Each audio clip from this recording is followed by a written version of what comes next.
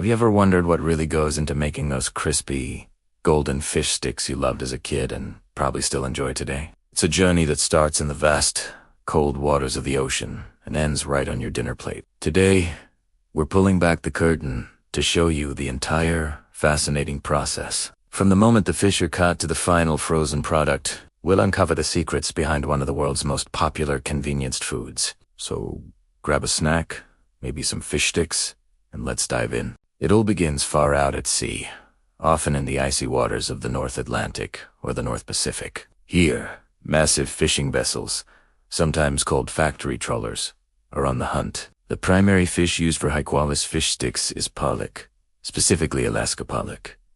Why pollock? Because it has a mild flavor, a flaky white texture, and it's a sustainable choice thanks to well-managed fisheries.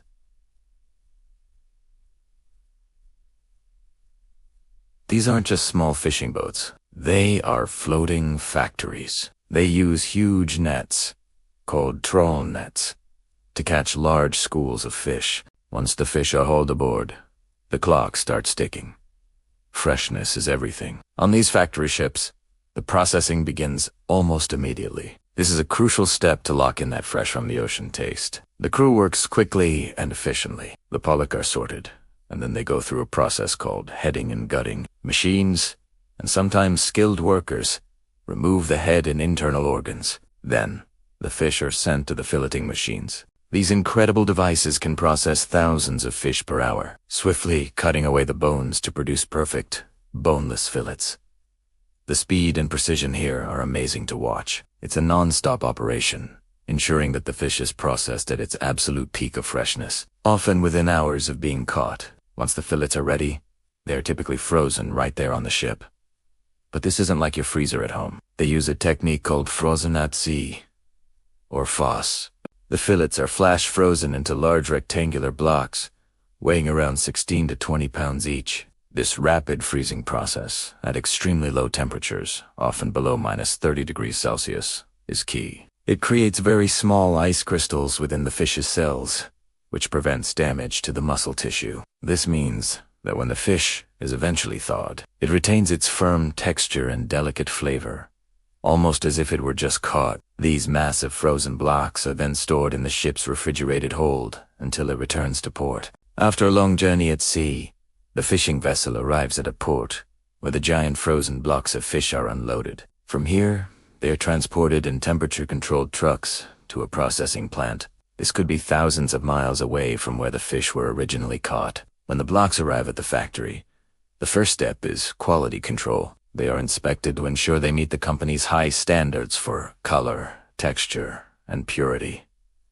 There's no room for error here. Only the best blocks make it to the next stage. The factory environment is kept very cold to ensure the fish remains frozen and safe throughout the entire process. Now for the fun part, turning those big blocks into familiar fish stick shapes. The frozen blocks are first tempered, which means they are slightly warmed up just enough to be cut but not enough to thaw completely. This allows for precise cutting without shattering the frozen fish. The blocks are then loaded into high-speed saws or water jet cutters.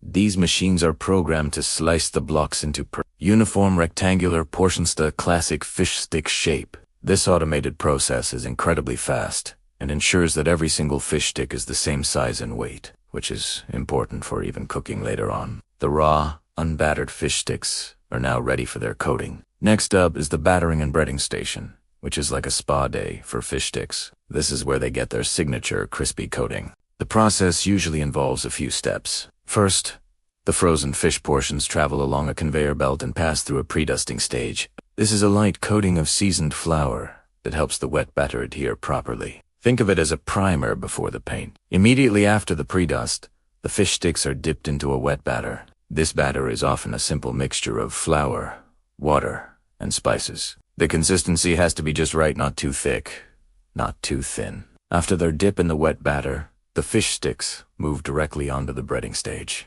They travel along another conveyor belt that's covered in a thick layer of breadcrumbs. As they move, breadcrumbs are also showered down from above, ensuring a complete and even coating. The type of breadcrumb used can vary, from fine breadcrumbs for a smoother texture to panca-style crumbs For an extra crispy, crunchy bite, some companies add seasonings like paprika, garlic powder, or onion powder to the breadcrumbs for an extra layer of flavor. A roller might gently press the crumbs onto the fish stick to make sure they stick. With their crunchy coats on, the fish sticks are almost ready. But there's one more crucial step before packaging. The parfait. The breaded sticks move along the conveyor belt and take a quick dip in hot vegetable oil for about 30 to 60 seconds. This isn't to cook them through, but to do two important things. First, it sets the breading, making sure the crispy coating stays on during freezing and when you cook it at home. Second, it gives the fish sticks their appealing golden brown color. The oil temperature is carefully controlled to achieve that perfect color without overcooking the fish inside. After their quick oil bath, they pass under air jets to blow off any excess oil. Immediately after the parfaiting, the fish sticks need to be frozen again, and fast. They travel on a conveyor belt into a massive spiral freezer or a tunnel freezer. These industrial freezers use blasts of extremely cold air, sometimes as low as -40 degrees Celsius, to freeze the fish sticks solid in a matter of minutes. This rapid freezing process is essential. Just like the initial freezing at sea, it keeps the ice crystals small, preserving the quality and texture of both the fish and the breading. It ensures that when you bake or fry them at home, they cook up crispy on the outside and tender and flaky on the inside. Once the fish sticks are fully frozen, they're ready for the final stage. Packaging. The frozen sticks move along the production line to the automated packaging machines. Here, a weighing machine called a multi-head weigher precisely portions the fish sticks into the correct weight for each box. It's an amazing piece of technology that combines different combinations of fish sticks from several buckets to hit the target weight with incredible accuracy. The correctly weighed portions then drop into the cardboard boxes or bags that are formed, filled, and sealed by the machine. It's a seamless and highly efficient process. Before being shipped out, the packaged fish sticks go through a final round of checks. Most factories use metal detectors and X-ray machines to scan every single package. This is a critical safety step to ensure there are no foreign contaminants. Random boxes are also pulled from the line for quality assurance tests. They might check the weight, count the number of sticks, and even cook a batch to test the taste, texture, and appearance. Only after passing all these rigorous checks are the boxers packed into larger cases, placed on pallets, and moved into a massive frozen storage warehouse, ready to be shipped to grocery stores all over the country and the world. So, from the icy depths of the ocean to the factory floor, and finally to your freezer, the journey of a fish stick is a masterpiece of modern food production. It combines the hard work of fishermen with advanced technology and strict quality control to deliver a product that is consistent, safe, and delicious. The next time you bite into a hot, crispy fish stick, you'll know the incredible story behind it. It is a testament to how we can bring food from remote corners of the globe right to our dinner tables, ready to enjoy in minutes.